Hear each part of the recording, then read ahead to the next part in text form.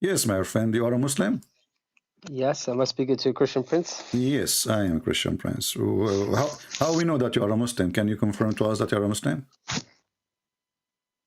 La ilaha illallah Muhammad Rasulullah. That's wonderful, my friend. So what do you think about what we are saying about all those history mistakes and errors in the Quran? Well, to be honest, I don't necessarily like to, because you said as an example, the wife of Pharaoh was Asiya, and this is true. It is mentioned in our narration Okay. that this is the case, so I'm not going to lie about that. But the brother, I don't know who you're referring to, who said that Pharaoh has been discovered to be Ramses II. I don't agree with this notion. Well, you can see the videos. People, they can remind all of them. Mimi Hijab, he said that all of them, all those YouTubers from Who's Mimi Hijab? Sorry, Mimi who's this? Hijab, he is the guy who, you know him, the guy who take off his clothes in front of the Chinese embassy. You don't know him? No, I don't know this Okay. name. Well, he like to strip to prostate. But anyway, so as long you are a Muslim, you don't want to make any comment about those errors in the Quran? Well, I only heard you talk about this part at the moment. I wanted to actually ask you something because I've seen a few of your videos. You know, can you keep Yeah. your mouth closed from the microphone, because for some reason I'm losing your voice. Give me 1 second, sorry. Right.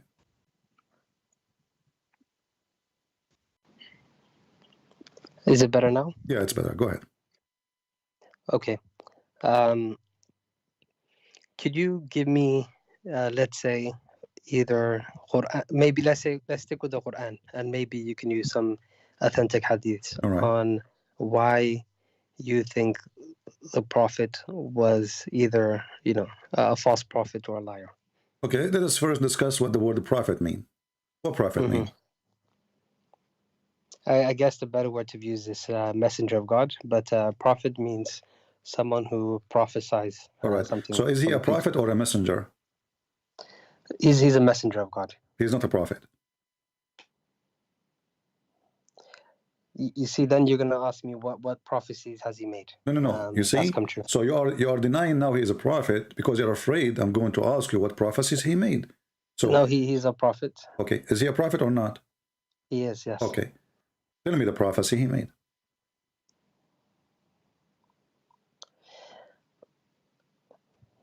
Okay. You mean that's come to pass or are going to come to pass? My friend, Like prophecy is a prophecy. When you try to prove to me, first of all, by the way, I welcome you. You sound like a nice guy. So you are welcome. Always, we welcome Muslims who they are really polite to join us, and we would treat you very nice, the same as you treat us. So you are welcome. My friend, help me. When you say a prophecy, that means he said something, and it's confirmed. So obviously, something came to pass. Okay. Are you familiar with Surah Rum? Okay, let us go to Surah Rum. What about it? If I'm correct with my understanding, and I could be corrected here. Yeah. This verse was. No, sorry, I got a better example for you. No, let's go for this one first. Let us finish it. Okay, if my understanding is correct, and there are some hadiths that suggest this, I don't know them by memory, but it was revealed at the time of the Battle of the Trench, where the Muslims were surrounded by the mushrikins. And there's a few hadiths as well along the lines, but while the Prophet, was, ditching, to make a trench, I'm sure you're familiar with the Battle of the Trench. He told them about the prophecy that, at that period, the Persians already conquered parts of Rome up to Egypt. But the prophecy the prophet said that, the Romans will be victorious in this battle. And at that time, it was very difficult to believe this, just because of, and I am a historian here. It was quite difficult to believe, just because of, Khosrow II domination of the Roman Empire. Okay, let me answer about this. And you are the one who said you would like to see an accurate hadith, right? Yes. According to your hadith, this verse came after the Rome became victorious, not before. And this is the hadith in front of your eyes. Go ahead and read it. I can see the Quran here. Yeah, it's The going to Romans take have maybe been... a second for you to come there. Okay, sure. Let me just make sure YouTube is live. Okay.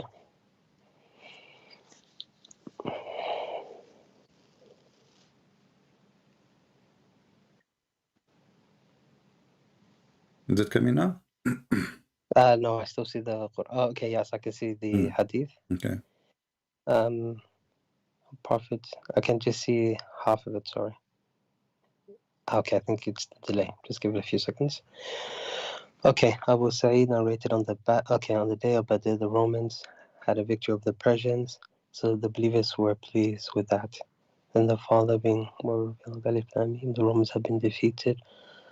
Up to his saying, the believers were rejoiced. With the help of Allah, he said, so the believers were happy with the victory.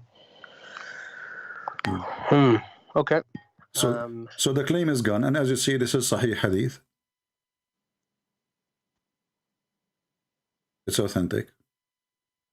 Yeah, okay. Yeah. Not only that, even if this hadith doesn't exist, the numbers will beat your prophet. Why? Because the word bada in Arabic, and I'm sure, I don't know, I think you speak Arabic. Bada means from 3 to 9, correct? If it's 10, I don't speak Arabic, but yes, that's okay. right. If it's 10, then your prophet is false. If you go and read, you will see that the date, you are the one who mentioned the date of the ball. So you will see that it took the Roman long after that to be victorious, because victory is only accomplished when the war is over, right? So as long we are fighting, maybe you take a city from me today, tomorrow, I might take it back. It's not a victory yet. So this is temporary victory. But you will notice that the Roman, they were not victorious. And this is always, you can go on Google and you will find it took that at least 14 to 15 to 16 years until the Roman, they really were victorious over the Persian. Secondly, there's a mistake here in the verse you chose for me. If you look at me, you will see that the Roman, when they are victorious, who is the one will be happy? The Muslims. Why? This is a good question. I don't know the Islamic. I don't know the position for it, but I would assume it's because, as you know, with history, after the Prophet died, they were able to quickly conquer both Roman and the Persian Empire. You see, the believers will be happy because the Roman are victorious, not because the Roman will be, victorious, not because later the Muslim will be victorious over the Roman. No. No, but it weakened both empires, you see. No, this is not about, because if you go and read the tafsir, you will see, because supposedly the Christians are believers and the Muslims are believers. So the Arab, they were making fun of Muhammad, saying to them, look like your God is not helping. So Muhammad, he made a response saying, well, he is going to help, right? So here you see the stupidity that secondly, like suddenly... Can you show me this understanding? Open the tafsir, here we go. We open chapter 30, verse number 4. Okay, give me a second. There's a delay as well, so please. No problem. Don't worry about it. Let me open the tafsir.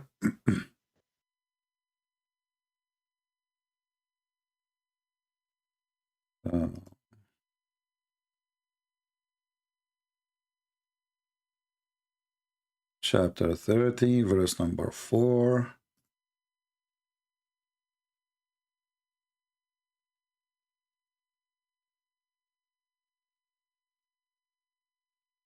And there's a book, it's called Asbab al-Nuzul too. You can read it. Okay, thank you.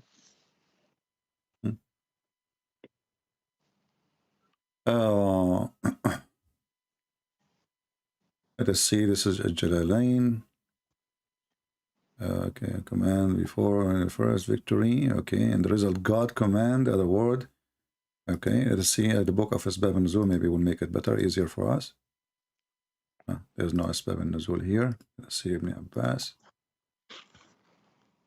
All right. Okay, in a few years. Okay, in a few years, babe usually means between 3 and 9 years or 10 years. So two armies met again 7 years after this formal encounter. To defeat the Persians, to God belongs the command before now, to that is before the defeat of the. Okay. Well, actually, here we go. The one is complaining, the one is making fun of this is the disbelievers. When the Roman will defeat the Persian, and also when he gave victory, who is the one who gave victory? Allah. Okay, so let us see. I'm trying to find where, like, exactly the translation. Most of the time is not really a decent translation. Let's see Ibn Kathir. Here we go. Let's go to Ibn Kathir. Maybe Ibn Kathir will make it better.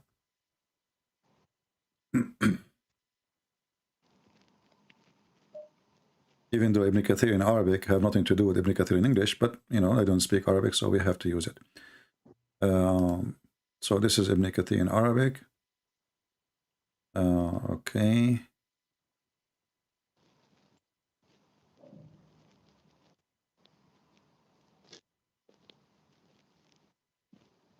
So while you find that, but what you're trying to say is that the reason why the Muslims were happy is because the Romans were Christians and they are fellow believers, right? Because the pagans supposedly making fun of the Christian, they lost the Persian, they destroyed them, they killed them, they took Jerusalem, okay, and Allah will help, Allah will help who He will. So Allah, He helped the Roman, okay, for what reason? Let us see. On the day they were the revealed Persian were prevailing over the Roman, the Muslim wanted the Roman revealed over the Muslims. Read carefully. This is Mikathir. The Muslim wanted the Roman to prevail over them because they were people of the book. So give it a second. I think it's still loading. Okay, there it is. The decision of the matter before helps. On the day they were revealed, the Persians were prevailing over the Romans. The Muslim wanted the Romans to prevail over the Persians because they were both people. Followed a book. Concerning this, Allah said. And then he says, and the Quraysh, on the other hand, wanted the Persian to prevail because neither of them were people who follow the book, correct? Yeah, that's right. There's a reaction. Okay, let us here see how silly is that. As long we are people of the book, and Allah will give us victory because we are people of the book. How we are the same people who we attack a few years after, but we are the same people who worship Jesus. How the Muslim will be happy to see the people of the book victorious over the Persian if all of us we are going to go to hell anyway? Does it make a difference anyway? So here you see Muhammad, how he flipped apart. Muhammad, when he tried to make himself look like a Jew, and the Jew, they rejected him. So Muhammad, he decided to kill all the Jews and the Christians. Muhammad is like Obama. When he go to Egypt, he's a Muslim. He sit with the Christian church, he is a Christian, he hold the Bible. He sit with the atheist, he make fun of the Bible. He sit with the homosexual, he is a gay. That is Muhammad.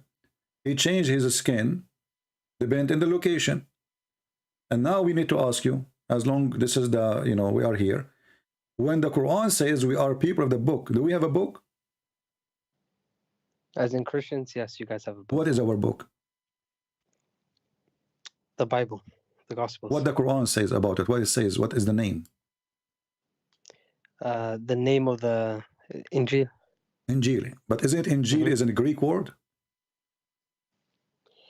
Injil is a...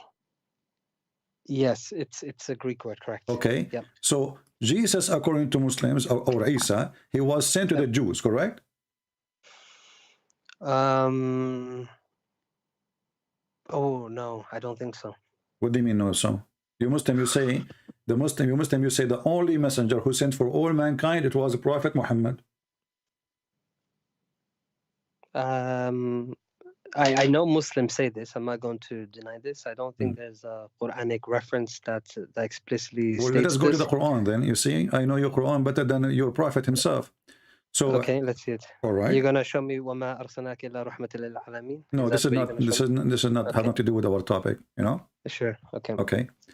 In chapter 2, verse number 87, Allah, he sent Moses, and after Moses, he sent Isa. He sent it to who? To the Jews. No, okay, right. So there is, if you go to Surah Saf, for example, you will see verses where Prophet Isa is speaking to the Jews. Mm. But if I'm correct, there is a verse in Surah Yasin Mm. that talks about some messengers being sent, disciples of Isa. Yeah, but this So, is a contradiction. This is not a proof. This is a contradiction. This is what I'm trying to show you. Actually, thank you for helping me. So Allah, he sent a book. It's called Injil, which is a Greek language, to a person. His name is Isa, and he was sent to the Jews. So I am sent to the Jews, but my book is written in Greek. It's like saying I am sent to the Arab, and my book is in German. This is another okay, mistake. no, but you have to remember the context of it, right? What is the context? The context is when Jesus was there, Mm. at his time, there were Jews, of course, but there were also Romans, right? There were occupiers. No problem. And But the Quran confirmed. No, the Quran confirmed that Allah will never send a messenger except by the tongue of his people, and the tongue of the Jews is the Hebrew. It's not, you know, actually they fight the Aramaic, the Hebrew, they fight, etc. But they've been forced to use it. Even it's written in their old the scriptures, because they've been forced to. But the Quran confirmed, and this is your problem, not my problem, that we never send a messenger. This is chapter 14, verse number 4. We never send a messenger save with his language to his folk. Why? Okay, in order to make it clear for them. Okay, so what is the folk of Jesus? Who is the folk of Jesus? Sorry, can I just say something though? Go ahead. Right. We know that the Romans occupied Jerusalem, right? And there were a lot of Roman soldiers there. Are you saying that God would abandon the Romans because they couldn't speak the language, or God would? I am saying what your God's saying. I'm not saying what my God's saying. I'm showing you what your Quran is saying. The Quran is saying, we were never sent to save with the language of his folk, that he might make claim for them. Can we see the interpretation, please, for this? Sure, here we go. Which you want? Ibn Kathir, Al-Qurtubi, Al-Tabari, Al-Jalalain? Which one you want? Let's go with Ibn Kathir, please. All right. So chapter 14, verse number 4.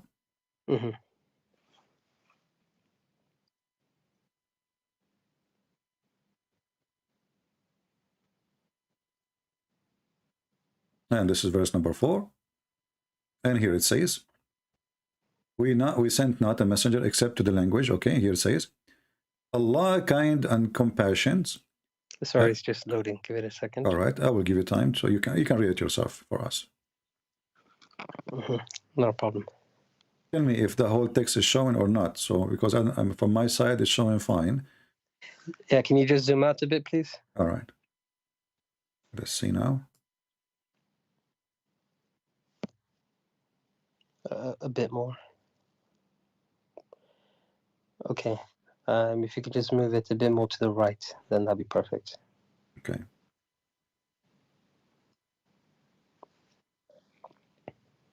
Okay, every prophet was sent with the language of his people, guidance, misguidance. Okay. Allah is kind and compassionate with his creation, sending messengers to them from among them and speaking their language, so they are able to understand the message that the messengers were sent with. Allah said, and then the verse itself. Okay. Sending them from among them. Okay, so that means that he's going to be from them, which Jesus, and speaking their language.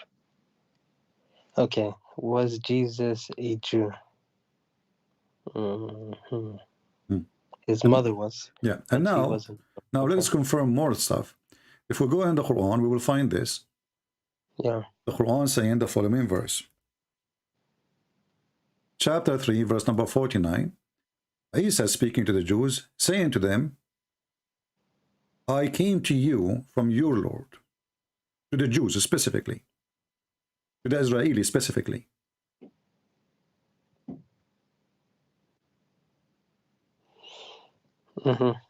Yeah, you're right. The verse does say that. Okay, so I was sent to the Jews, I was sent to the Israelis speak Hebrew, and then Allah, he decided to choose the Greek version of the Bible, which is obviously, this is the word is known at that time for the Greek one, And Muhammad, he do not have any idea what he is using. He just used a word which he do not know what it's mean. And he claimed that he never sent the messenger except to speak the tongue of his people, and he have to be from the people. So in order for Jesus to have a Greek book, according to the Quran, then Jesus have to be Greek, and his people have to be the Greek.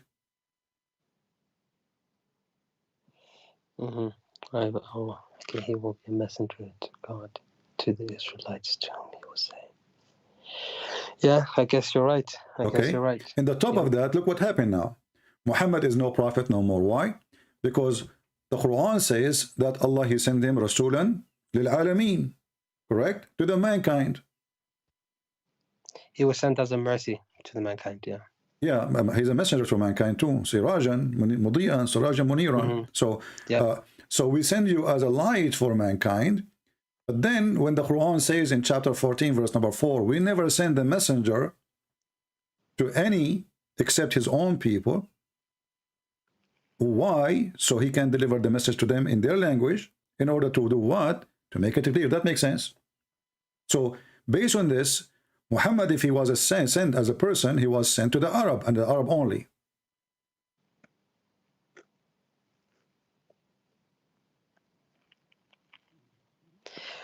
I follow your logic.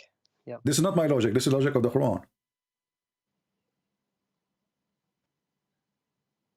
I'm just reading your book, my friend. This is not my logic. Okay. So Muhammad is a fraud. Because, and the verse is so clear, it says, we never, and he said that when Muhammad was a prophet already, correct? This is not after Muhammad, he died.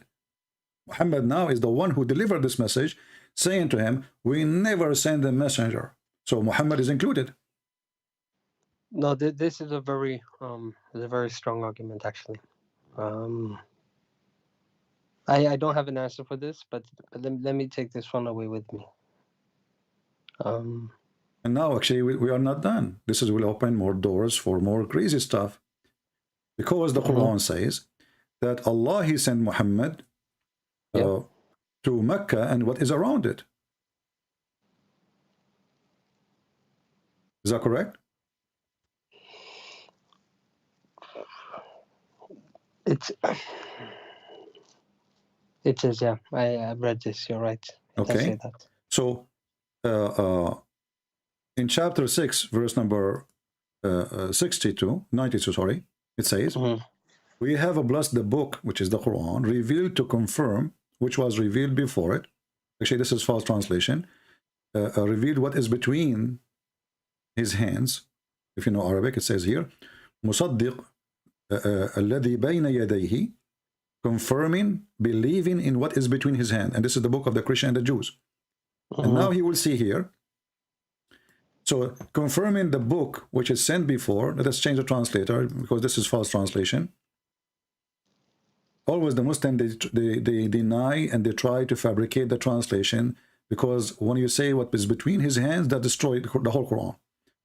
Confirming not what was before it, what is between his hands. You will see all translation, they took the word between his hands. Anyone can take this, take it to Google, and you can see مصدقا الذي بين يديه.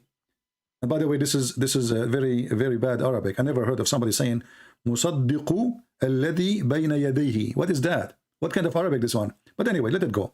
So believing in what is between his hand and to warn what is around Mecca, the mother of towns. Mecca is a small village at that time anyway. Until now, actually, it's small. You know, the investment and the money, etc. But still, it's nothing. So Muhammad was sent only to Mecca and what is around it. And suddenly Muhammad became a messenger for mankind. And then the Quran says, we never sent a messenger except to the people, speaking the tongue of the people. And now that will talk us to the different person. If you remember, Allah, he sent Moses and Aaron to speak to the Pharaoh. That's right, yeah. Okay. Is the Pharaoh from the people of Moses? The Pharaoh wasn't Jewish, but like I was mentioning about the Jesus point, because Mm. You know, they lived in Egypt. They had to interact with the Egyptians. Yeah.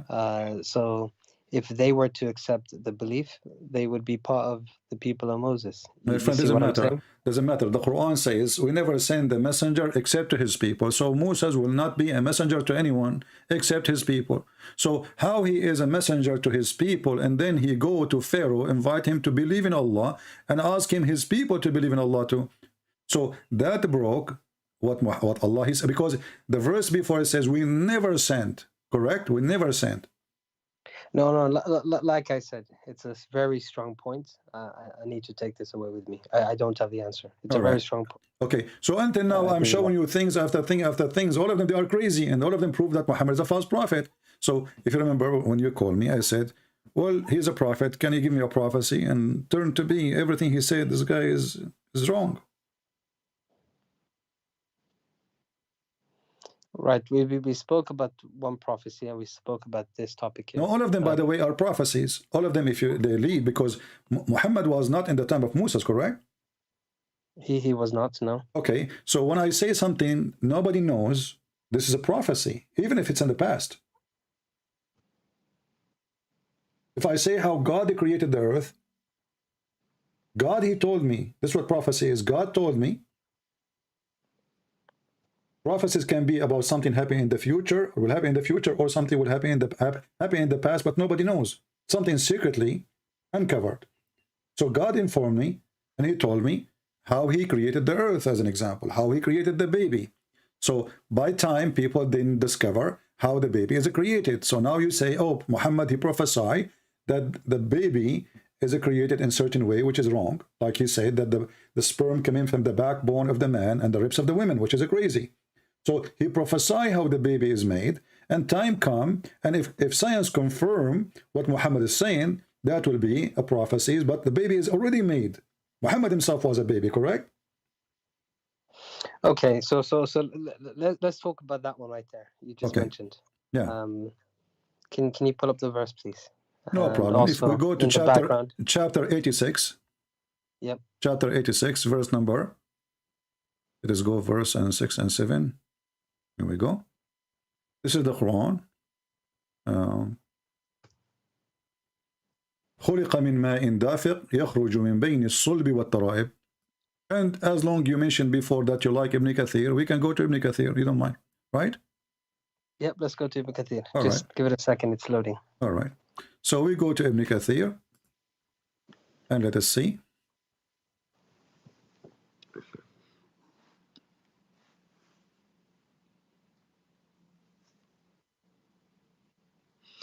So he created. Yeah, give it time because it's going to load now. I'm opening Ibn Kathir. Proceeding between the backbone and the ribs. Okay. All right. This is Ibn Kathir. I put it for you on the screen. Let us read together. Just give it a second. Okay.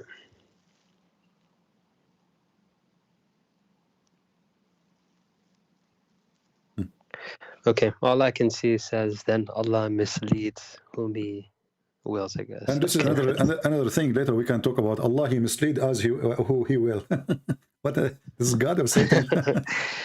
Okay. Right. We can discuss this. That's okay. All right. No, so read for me, my friend. I think you're still scrolling down, so I think it's late. Okay. All right. So let man see what he has created. This is alerting man.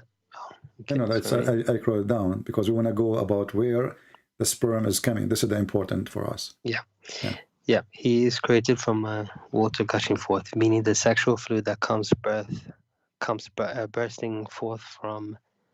I can't see. If you can just zoom out a bit, sorry. Zoom out? The man and just a little bit. Sorry. Yeah. Okay. Thus, the child is produced from both them by the permission of Allah. Due to this, Allah says, proceeding from the backbone and the ribs, meaning the loins of the man and the bones, ribs of the woman, which is referring to her chest. And by the way, this is fast translation. In Arabic, it doesn't say all the loins; it's the backbone. Muhammad, he said. Sorry, I'm just a bit confused there. Sorry, give me a second. Okay. Proceeding from between the backbone and the ribs. Backbone, meaning the backbone or loins of the man. Okay, so we're talking about two separate people. And okay, so it's talking about sexual fluid coming from the backbone of the man and the ribs of the woman, which is referring to her chest. How Yeah. in the world this is from God? Because we know sperm comes from the testicles, right? So no, according to Muhammad, testicles are decoration, like the one you put them in Christmas tree. You know, they are hanged there for like, you know, like a Christmas light. yeah. Okay. It's good to and see the a ribs Muslim of the laughing. woman. You know, I like it. So, my friend, is it from God? Is it really? This is God. This is Sorry, prophecy. what is it? What does it mean, ribs of the woman? Can we please? The What ribs, do you know, mean? if you go and read the interpretation, it says in Arabic, it says موقع القلادة. Actually, even here, Ibn Kathir, he says that. He says, Ikrama, referring to her chest. In fact, in Arabic, it says موقع القلادة, the location where the necklace is. You see, like the what they call it, there's little hole. Yeah, the bone. Yeah. Yeah. Little hole between the top of your ribs, right away in the top. This is where the location of the necklace. When a woman, she wear a necklace, tight necklace, that will be in that location. So according to Muhammad, this is where sperm is coming from. So can you just send me the link? Sorry, just I apologize. Send me this link. my friend, the problem with this website, it doesn't show link. It shows I can give you the let us say the website, and you can open it from there, because there's no like unique link. You know what I mean? I will post it in the chat. This is I'm using the website. It's called wordofallah.com. Word of Allah. You're talking about Ibn Kathir anyways, right? Yeah, this is Ibn Kathir. Yeah, doesn't matter. You can open it any website you want. Yeah. So let me find it myself. Give me 1 second. Yeah. I posted actually in the chat. You can use the same website. Word of Allah. Search for wordofallah.com. And then go to chapter 86. Verse, you know, from 1 to 10 in this website is showing you. Okay, so I'm in Word of Allah. Chapter what, sorry? Chapter 86.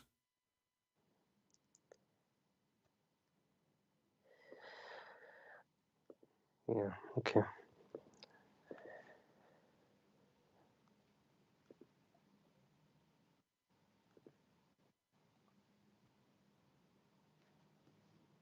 Word of Allah / tafsir.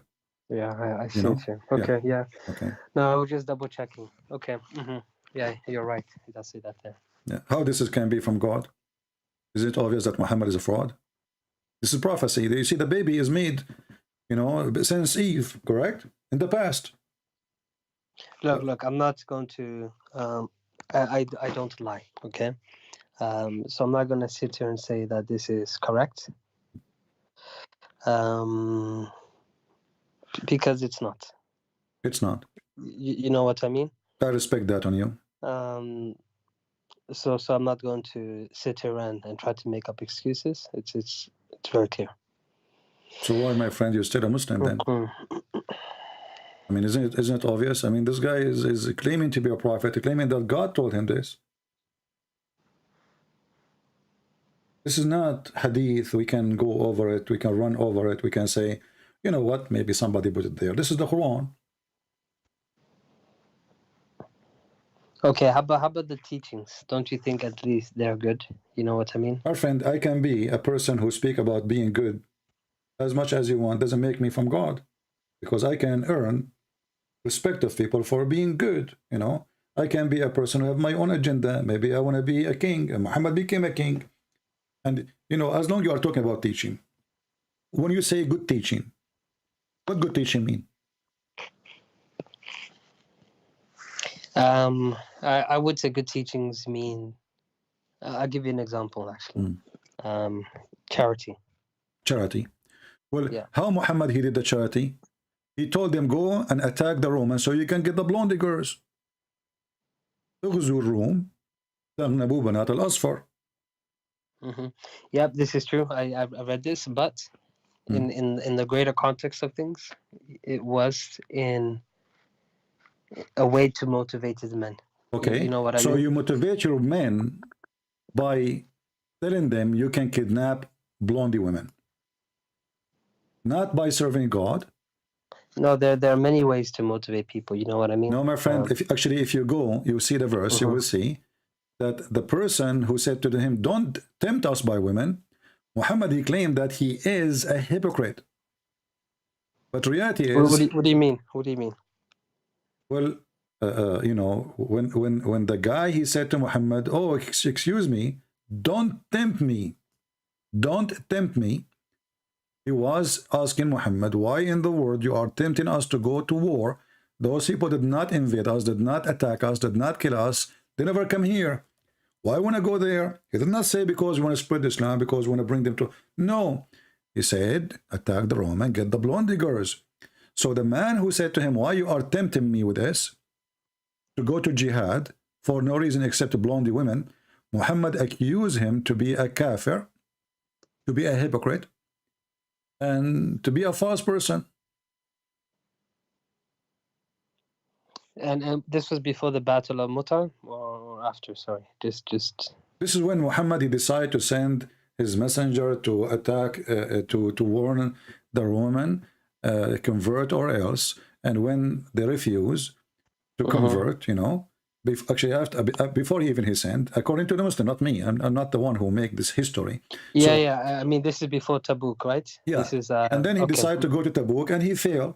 He failed in Tabuk. He went there, he could not make it. So he was, you know, the victory he promised was a fraud. And by the way, you are the one who mentioned to me that Muhammad, he predicted that we will conquer the Rome, correct? Yes, but you see, before Tabuk, before he even went there, it was to avenge the Battle of Mu'tah, if I'm correct. Doesn't matter. This is where Zayd bin Harith. You see, I don't go by all the history of Islam. I believe all of it is shish kebab. But however, Muhammad, the one who was happy for the Roman to be victorious, now he want to kill the Roman because they are kuffar, which is very funny and very crazy. In the same time, he is not asking the Muslim to go and attack to spread Islam. In fact, in chapter 9, the same chapter we are reading, you will see that when the Muslims being forbidden to have any non-believers in Mecca, the Muslims, they fear the property. You know, read with me, chapter 9, verse number 28, the same chapter. Oh, who you believe, you know, verily, let us, you know, this translation is very funny. The add words is not there. Let us go and see another idiot. They make it so long for no reason. Okay, here we go. Oh, who you believe, truly the pagan are unclean, najis. This is a very fascist, racist. No, but sorry, you're jumping topics though. No, we are not. I will show you why. We are. Listen. Okay. Oh, who you believe, truly the pagans are unclean, so let them not, after this year of their approach to this, after this year of theirs, approach the sacred mosque. And if you fear poverty, soon Allah will reach you. And right away he says, attack the Roman, attack the Christians and the Jews, kill them. So how Allah will reach you? So attacking the Roman was a solution for money, not for God. No. You see, from the Islamic perspective, the reason why the Muslims attacked the Romans was because their client state murdered their emissary or the missionary sent to convert him to Islam. Let us go by that and let's see how funny is that. So you send the messenger saying either you convert to Islam or I will kill you, and then you expect them to give you a hug. He is the one who is announcing war. Convert or else. Aslim taslam. That's what he said to him. Aslim taslam. You want to be safe? I don't think this is what he said. I'm not too sure exactly. Here we go. Let me show you, my friend. Don't, you know, for me, remember, you are talking to Christian Prince. I'm not a kid. Aslam taslam. Here we go. And this is the hadith. And you are the one who said you accept Sahih hadith. That's correct, yeah. Let the screen load, sorry. Bear with me a second. And your prophet, he keep mentioning that Aslam taslam to many people. Always he said that. But anyway, let us go. I mean, if what you're saying is true, okay, then it's justified.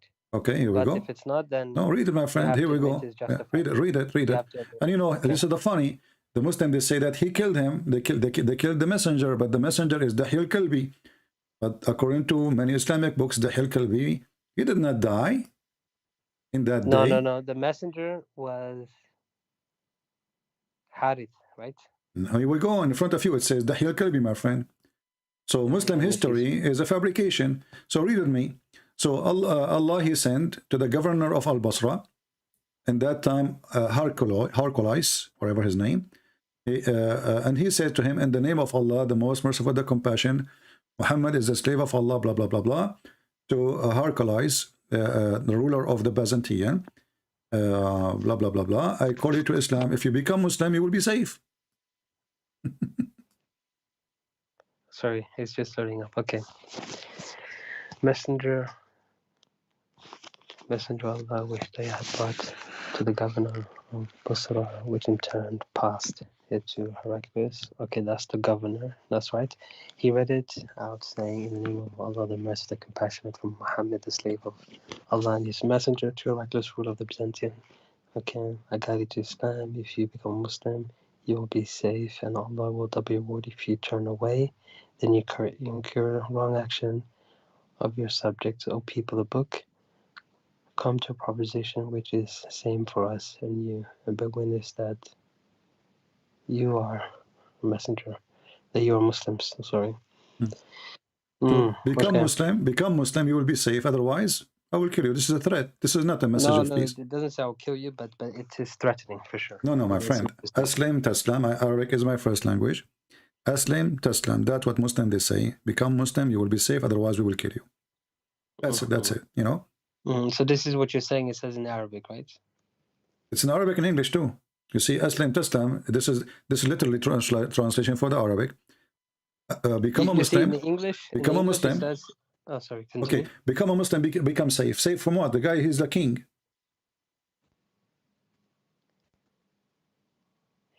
And Allah will double your He's not a reward. refugee. You know, like he come into your door saying, "Please help me, give me, you know, give me shelter." This is a king. It's safe from God. Safe from God. No, my friend, because the action after that, he went to fight them. What's safe from God? Isn't the Quran says, fight those who don't believe in Allah in the last day, chapter 9, verse 29? We just agreed that, my friend. Fight those who don't believe in Allah and the last day and what is forbidden by his messenger.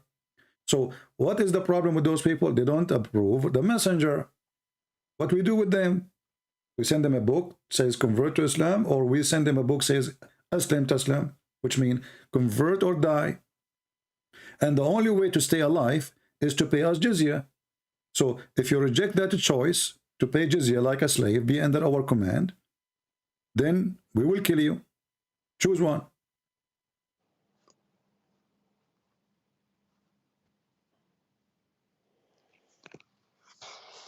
Okay. And as you see, you are the one who mentioned to me that Muhammad, he motivate his men by the blonde girls. If I am a decent person, speaking of God, I will never mention, hey guys, they have a blondie girls there. Let's go and get them.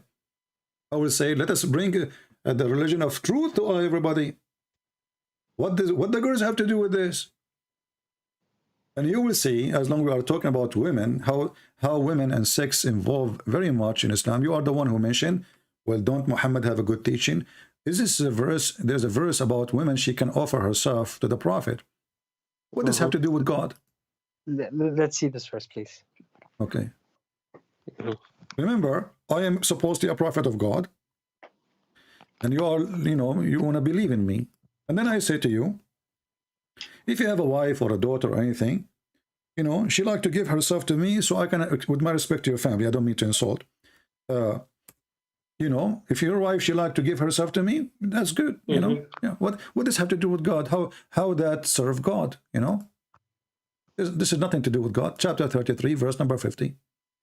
Muhammad suddenly he start counting how many women he can sleep with, and as you see, the whole town, all the verses. Look how long this verse. Your wives, well, you are sending him a verse that he can sleep with his wives. Isn't it too late? And then you will find that all of those things are privileged to Muhammad. And I believe in women, she offer herself to the Prophet to do nikah to her, which means to F her. The translation says to marry her. Where is the word marry? Show me in Arabic. I want to see it. It says she No, offered no, herself. nikah doesn't mean that. Nikah means sexual intercourse. This is Nikah means sexual intercourse. Thank you very much. So, and women, she is offering herself. And let me ask you now, is it true that if you're a prophet, his eyes fall into a woman, her husband must divorce her?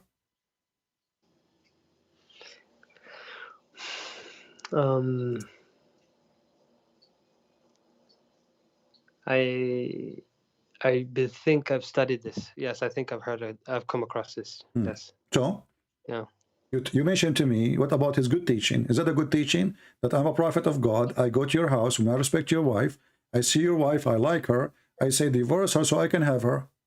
What does this have to do with God serving? Isn't this is against the teaching of God? If you go and read the Ten Commandments, what God he gave to Moses, it's clearly saying that adultery, fornication, wishing a woman she is not yours, is forbidden. This guy, he claimed that this is a privilege to him. And all his privilege is about sex and money. Here you will see, this is the book of Al-Qurtubi, and I'm showing you the reference in front of you. And I'm going to use Google translation.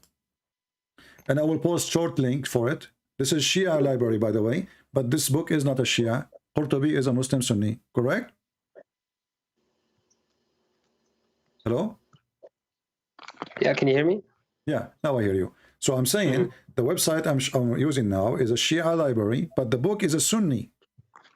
Shia library have all books. Who is it? Who wrote the book? Al-Qurtubi. Okay. You heard of Al-Qurtubi, right? Yeah, he's okay. Sunni though. Volume 14, page number 212. It says here that... But which book, sorry? Which book of his? I apologize. Tafsir Al-Qurtubi, Tafsir.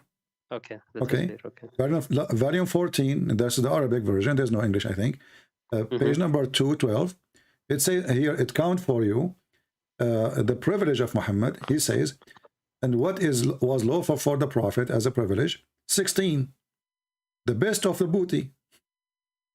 Second, to take the fifth of the booty, and then and increase more than 4 wives. Even Muslims have only 4 wives. Muhammad, he have unlimited. There's no limit. And then to F a woman bilafz al-hiba, which mean she say I offer you yourself, he F her. Number 6, to F a woman without her parents approval. All of them is about sex. Number 7, to F a woman without dowry. He do not need to pay for free. Number 8, to F around the Kaaba or during the Hajj. Number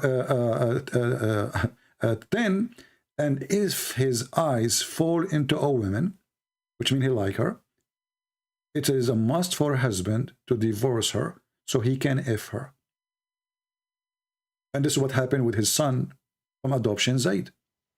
Let us use a Google translation. Read carefully. This is a prophet of God. You know, this is a prophet of God. Let us go to number 10. No, you're right. I remember studying this now. Okay. Okay. So, what kind of a prophet? He have a good teaching, as you said. If his eyes fall into your wife, you have to divorce her so he can sleep with her. Why is he short of women? I mean, the guy, he have tons of wives at home. You see what I was told? I remember having this discussion when we were studying, and the Imam said, even though this was a privilege, he did not utilize it. What do you mean? You know, he did practice it. He never did it. This no. He took Safiya. There's a verse about it in the Quran. In the chapter of Al-Ahzab, you know, Zayd, when Zayd, he finished with her, and the Quran... You mean Zainab? Zainab ibn Jahsh, Zainab, the daughter of the donkey. So no. You see, with her, the situation was the Prophet came into... You know, there's multiple narrations, but the more authentic, as the scholars say, is the one that he came in to the house. Zayd wasn't there. The Prophet said something. What he said, remind me.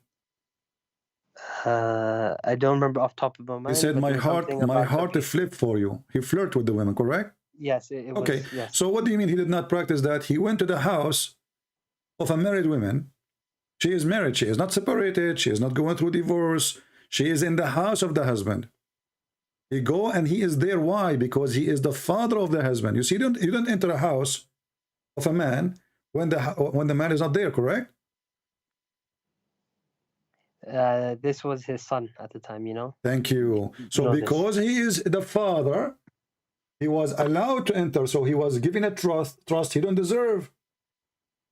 When I trust you because you're my father to enter my house when my wife is alone, you are there for a reason because you are my father. What this man he did, he took advantage of being the father, go into the house of the husband when the husband is not there, and now he started flirting with the women. And this is what the Muslims say, flirting. I believe they are really sleeping together. Because, my friend, if a woman, she is really a good woman, and let us say, God forbid, your wife, she is home, and your father come to visit you, and then your father flirt with the woman, your wife. How angry your wife she would be. She would be very angry, don't you agree? Yeah, she would be. But she is not angry, she is proud. You know? And then the interpretation says that when Zainab, she told him, فَفَطِنَ, it says, فَفَطِنَ Zayd. So he got it. So right away he went to Muhammad and he told him, you know what, I don't like her, I want to divorce her. So now he knew that they are sleeping together.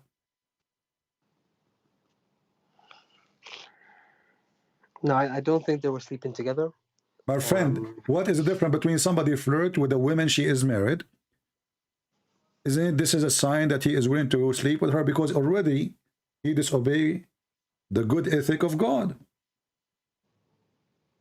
What is different? Isn't it your Quran? Isn't it your prophet? He says that adultery is adultery of the eye and the tongue, correct? Correct, yeah, he did say this. So he commit adultery. I mean, the guy who speak about, you know, speak about doing good stuff, he is the last one to follow the good stuff. So Muhammad himself, he says, it is Allah verily has fixed the very portion of adultery which a man will indulge in, which of necessity must commit, which is very stupid to say, because now he is making it as a like destiny. The adultery of the eye, the lustful of the look, and the adultery of the tongue. So Muhammad, he said it clearly that this is adultery of a tongue, adultery of an eye, because his eye saw the woman, correct? And she was wearing sexy clothes. And now he did adultery with his eye because he wished a woman she is not his. He have a lustful look at the women. And then the result of that, he committed adultery with his tongue. But this is what the Muslims say is, we don't know what happened for real. This is what the news says. And not only that, if you go to Al-Qurtubi, you will see that Zainab, she claimed that after that, Muhammad, he flirted with her. Each time her husband, he tried to sleep with her, Allah, he make his penis swell. Is that correct? I have never heard of this one, to be honest. Can you show me this? Okay, let us see. Let me show you. Hold on. Give me a second.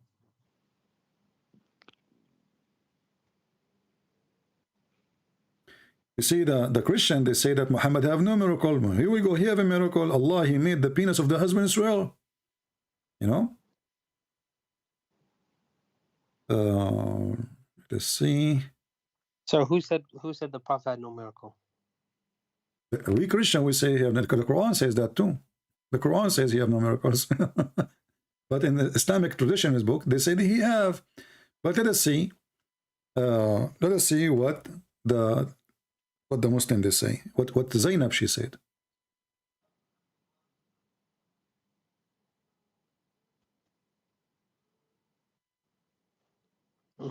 And for miracles, there is the well, while you search this one up, sorry, I'm not sure if you found it yet. The hadith on Zainab, but yes, the splitting of the moon. We will go to that and you will die laughing. Just wait. Okay. Just and wait. Also the feeding of many people. Yeah. Here we go. This is Tafsir al-Qurtubi, the same book I gave you, the same pages. You can read. It says, أن زيدا تورم ذلك منه. mentioned in a hadith coming from Zainab that she said that Zayd, his penis is swell each time he tried to get close to her. Are you sharing your screen? Sorry. Yeah, it's in the screen. Okay. Give it a few moments. Sorry. Let me post the link. I will post the link to in the chat, and everybody can use Google Translation. You know, so here it says actually. Yeah, I can see it now. Okay. It says here, أمسى زيد فأوى إلى فراشه. So Zayd, he came at night. He went to his bed. And then Zainab, she said, and he could not do it to me, which means he could not F her. وما امتنع منه غير ما منعه الله مني. And nothing make him not to be able except Allah. He forbid him. He could not do it. And then he says, إن زيدا تورم ذلك منه. So Zayd, his penis, swell.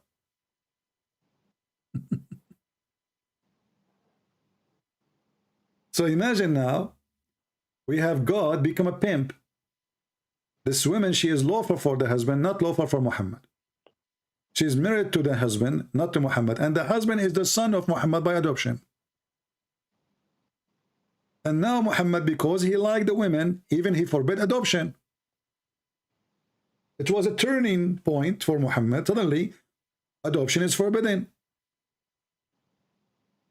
Just because you want to have the women to sleep with her, because the Arabs start saying, what the heck, this guy is going to sleep with his own son wife?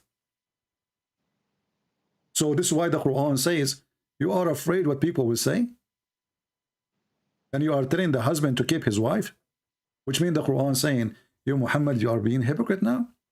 You are telling the guy, keep your wife, when Allah, he inform you that he want to give him, when you know, this is yours, take her? What is the ethic? This is God, or this is a scam?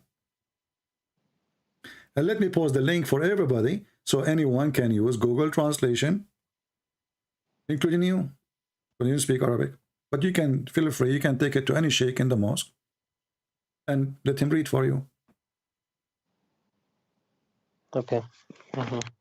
You see, in the Old Testament, we have a story of David. You know, he took a wife of somebody else. He sent him to war, so he will die, and he take. But you will see that the Bible condemn him. God, he punished him. God even said to him, "Don't build the temple for me. Your money, your hand is full of blood." So God condemned him for that. Not only that, God, he punished him. Even the son he have from that woman, he died. Here we see the opposite. Muhammad, he want to take everyone women by blessing of Allah, encouragement of Allah. And you will see that Aisha, she said, Inni ara rabbuka yusari'u ila hawaka ya Muhammad. Allah, I see, Aisha, she said, I see that your God has to your temptation, your sexual desire. To your convenience, yeah.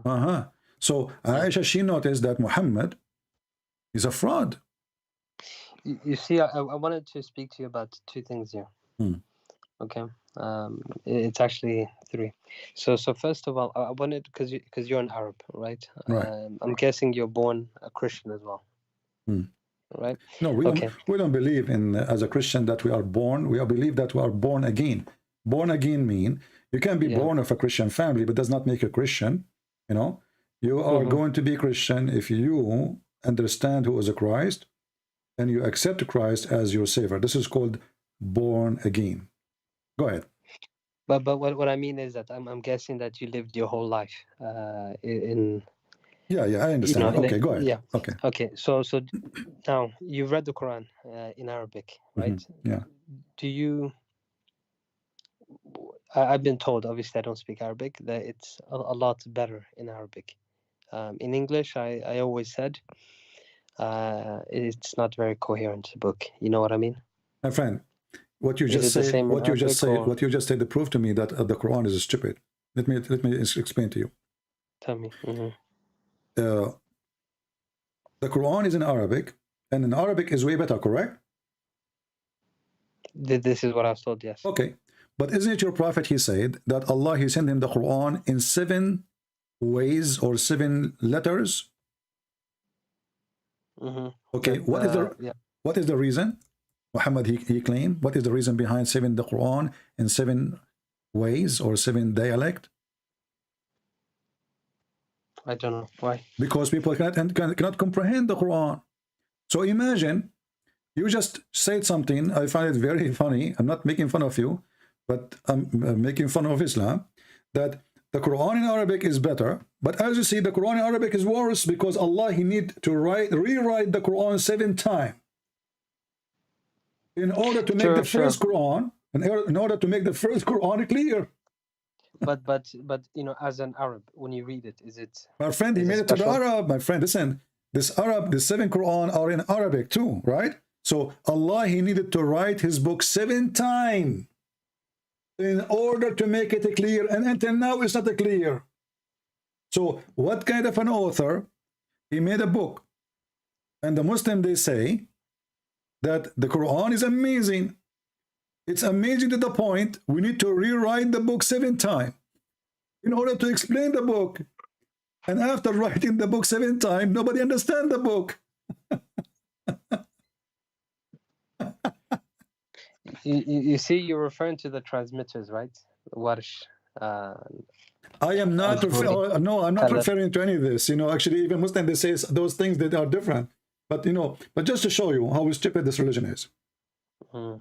The Muslim, they say to us that the 7 ways, it's just a dialect, like, you know, like you say the, I say za, or you know, but it's not true. As an example.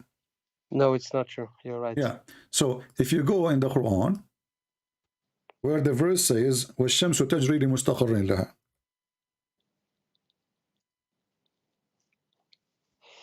the sun run into its own course.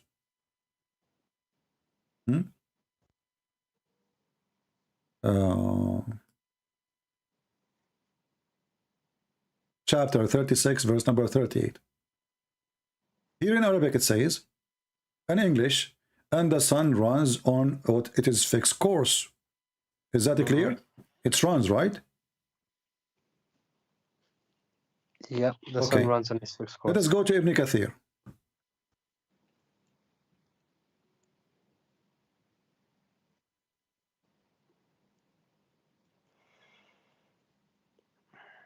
And now you have the page from your side, you can open it. Yep. Let me just open on my side as well. To make it easier for you to not to wait.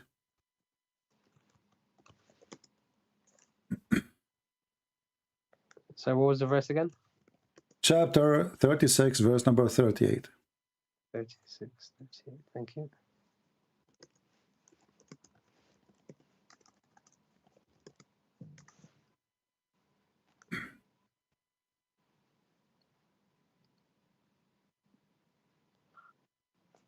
All right. Here it says, وَالشَّمْسُ تَجْرِي لِمُسْتَقَرٍ لَهَا, and the sun runs into a fixed course for a term, right?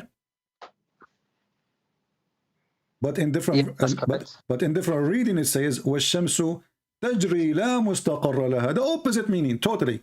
And the sun runs with no fixed course of term. So which one of them?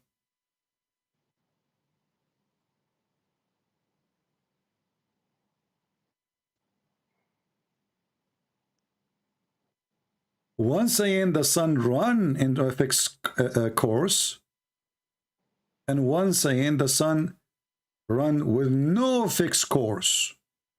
So this is not different dialect. This is the opposite. We are not talking about different dialect no more. Meaning that it has no destination. It does not sit in one place, rather it keeps moving night and day.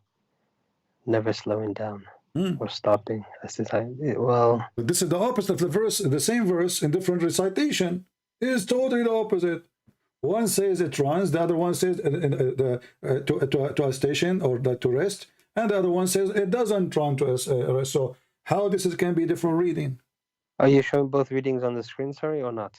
It's in front of you, my friend. It says here. Here we go. Read it. I can see the one says, and the sun runs with no No. fixed course for a Okay. term. No, read the first one. And لمستقر لها, here we go. And its fixed course is beneath the throne of Allah. Here it's go down, it says, this is the verse, لمستقر لها, on its fixed course for term appointed, between two brackets, means it has appointed time and it will not go beyond that. Then if you go down, it says the opposite. And the sun runs with no fixed course for a term. Here, the sun runs with fixed course of a term. Which one of them? Okay. Yeah, it's a problem. This is not a problem. This is a joke.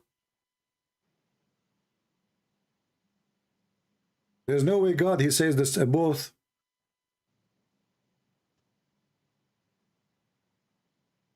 And the Muslim, they witnessed that Muhammad, he said both. So Muhammad, he forgot what he said. He just add here la, and that make it no. Here he forget the la. So when the Muhammadan, they say, well, different dialect does not mean different Quran, that's a lie. Because this is totally the opposite. Okay, I see what you're saying. So my friend, after all of this I showed you, isn't this is enough for you? Be honest with me, to leave Islam?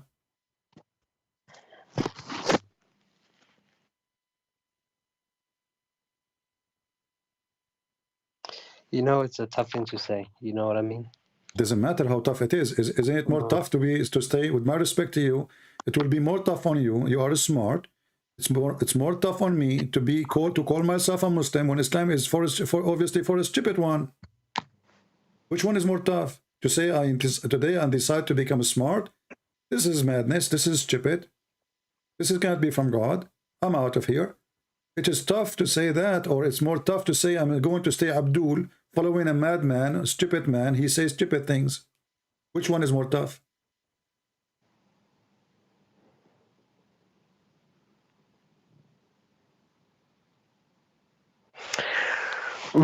Okay.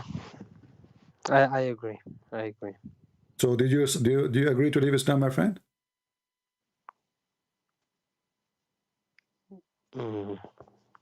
Yeah. I'm so happy for you. I praise the Lord that today you call me and you decide to leave Islam and you are free from the garbage of Muhammad. Now, as long as you decide to leave Islam, my duty as a Christian is to invite you to accept the Messiah as your Lord, as your Savior. What do you think about Christ? I've read the Bible before. Okay. In fact, I've studied it for a while, actually.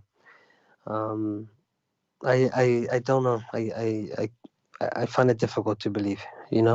Why it's difficult to believe? To believe in what exactly? What is difficult? Okay. Okay. Let's start with the concept of. Okay, Jesus was not prophesied in the Old Testament. You see what I'm saying? Who said that? The Jews say that. No, that's not true. I read the Old Testament. Okay. I don't see Jesus. Well, you can go right now. You can type in Google. You do not need my help. Type prophecies about Jesus in the Old Testament. You will find at least 360 something prophecy about Jesus in the Old Testament. And some of them, they are extremely powerful. And as long you are saying the Jews did not see that, so how the Jews, they are the one who welcome him in Jerusalem, they shout in his name, and why the believers, the first believers, who they are Jews, believe in him if there's no prophecy about him?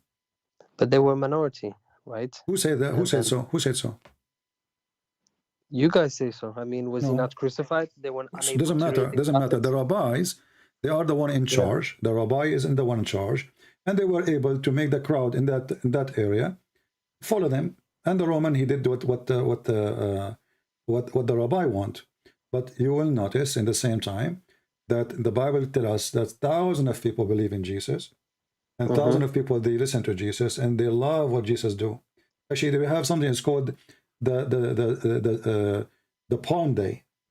When Jesus entered Jerusalem, Yeah. thousands of people, they were welcoming him, right? It was like a victorious person coming into the city. So obviously there's a lot of people believe in him. And now the majority of the Jews are Christians, actually.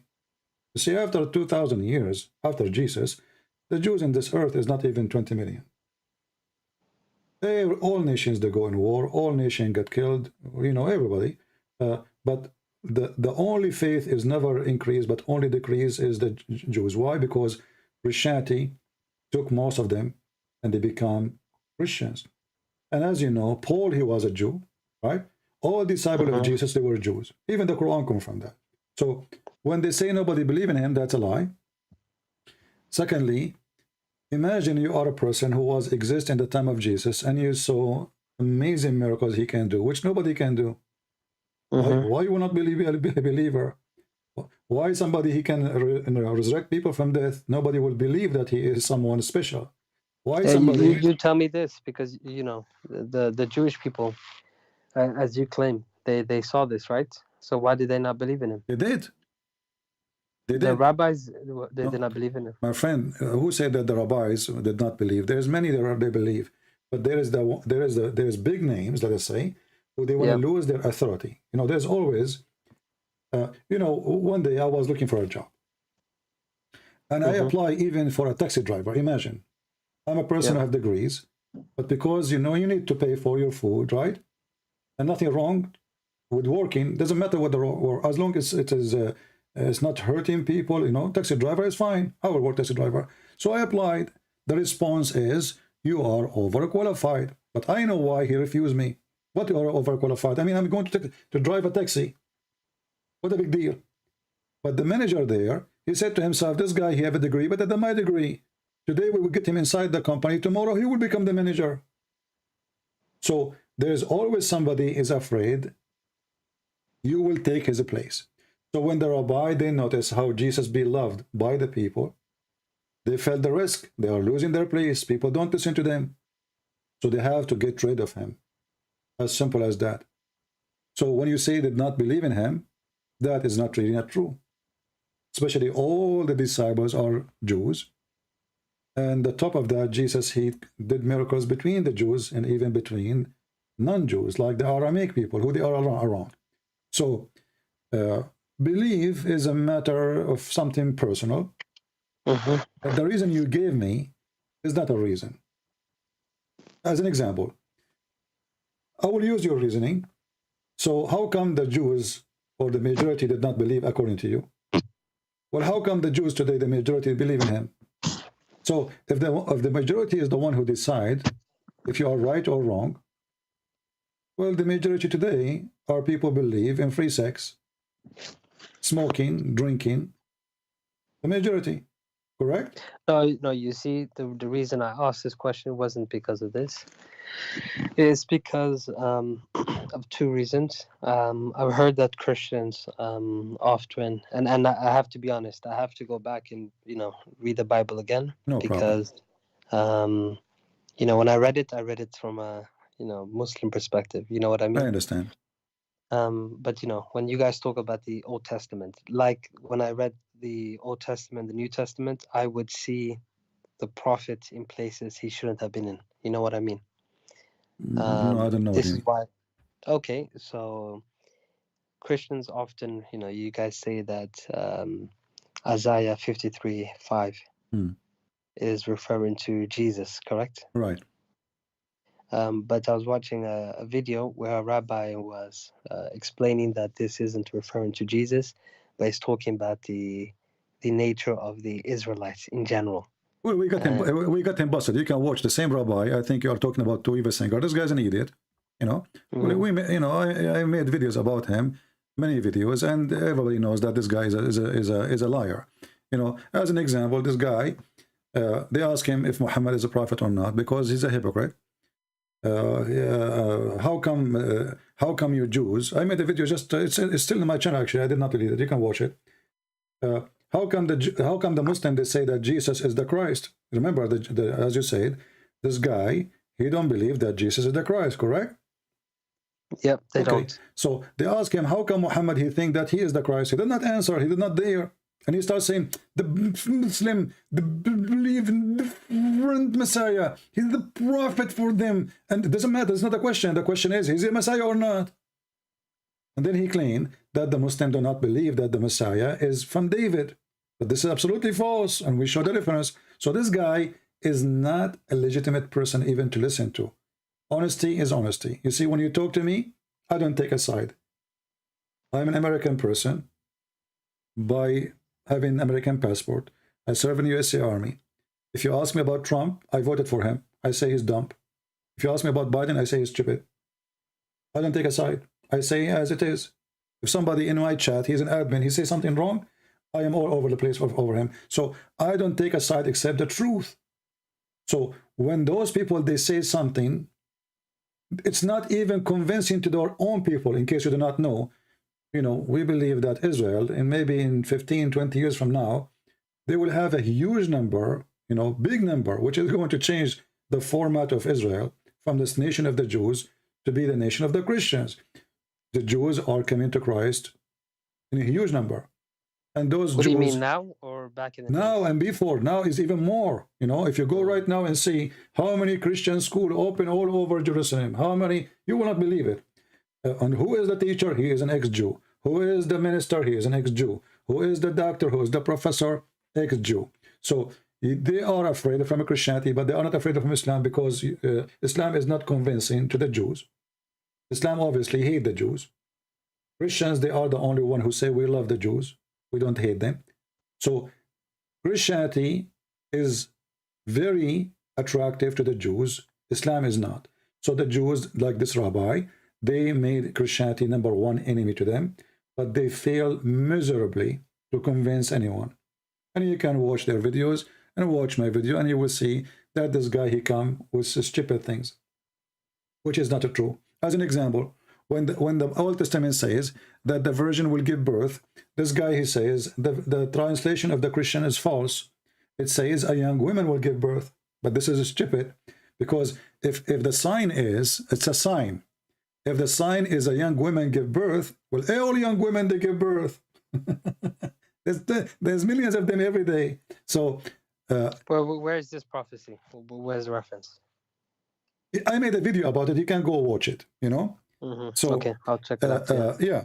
So when he say that the Messiah or the Christian, they say that a young woman, she will give birth, when in fact it says a virgin, because it's a miracle, you know.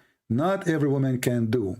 If women they can do that, that's mean all women can do that. This is not a sign. This is not a miracle. So he lie and they lie when they say it is not a virgin. If it's a young woman, that is actually even against the Bible. Why? Because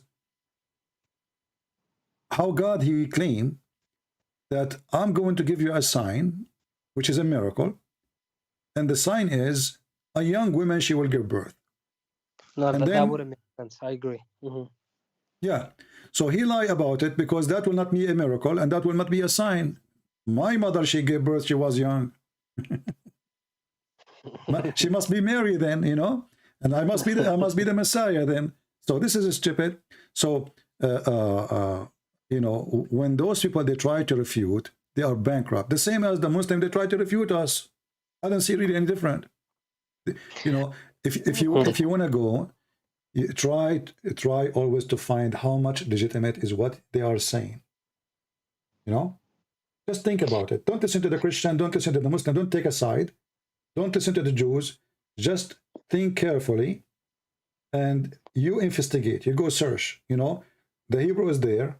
The dictionary is there. You open dictionary, you read it, and then if the word mean what they say, that's mean they are right, and the Christians are lying. If not, then the Christians is right. No, that's fair. Okay, You see, my friend, everything I was with you, I showed you reference one by one, Yeah. right? So when when a Jewish rabbi, he says, like in Isaiah 7, that this is not about Mary, she is being a virgin, we laugh because that will destroy even the verse meaning. For God, he will not make you promise that a young woman will give birth. For that will goes to a million of women. And then how we will know who is the Messiah? It have to be an amazing miracle. Something never happened before. Or there's only one Messiah. There's no two Messiah. There's no three Messiah. There's no four Messiah. So if it's not about not about a virgin, it's about a young woman, then there's no prophecy. And there's nothing said there. For all young women, any woman, she is young, you know, and the word young is very flexible, you know what I mean? No, I mean, I agree with the explanation. It would make sense.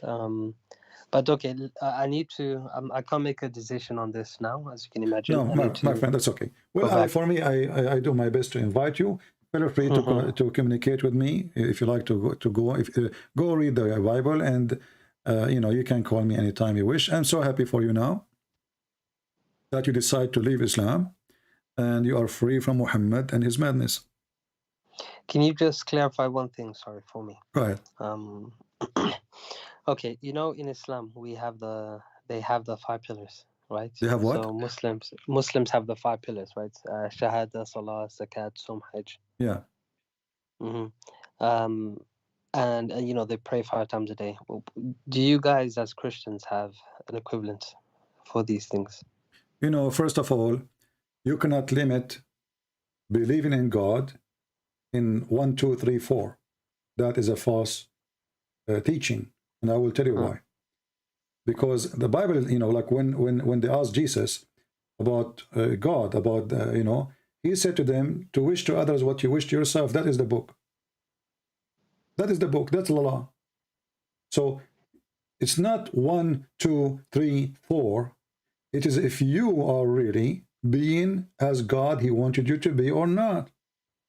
So 1, 2, 3, 4 does not make any difference for me. If I follow all those steps like the Jewish rabbis, who they are so conservative, they don't touch a food if touched by a human being other than the Jews. They don't touch a food if it's touched by a woman, she has menstruation. They are very, very, very strict in many things, but all of them, they are silly. And Jesus, he described them, he says, well, you know what? If the cup inside is so dirty, you swallow it, you drink it, no problem. But if little thing outside of the cup, you complain about it. So we don't want to be like the Muslims who follow point 1, point 2, point 3. We follow the Holy God. And the Bible says, be holy like your Father. So when you are working in that direction, you are following all the point, not point 2, not point 1, not point 3. He is holy. You are ordered to be holy, which means you are not perfect, you commit sin, but you fight hard in a direction to be holy like your Father. And this is what Jesus is about. Whoever believe in me and I will live. Believe in me mean anything Jesus said, anything Jesus did, anything Jesus he wanted us to be.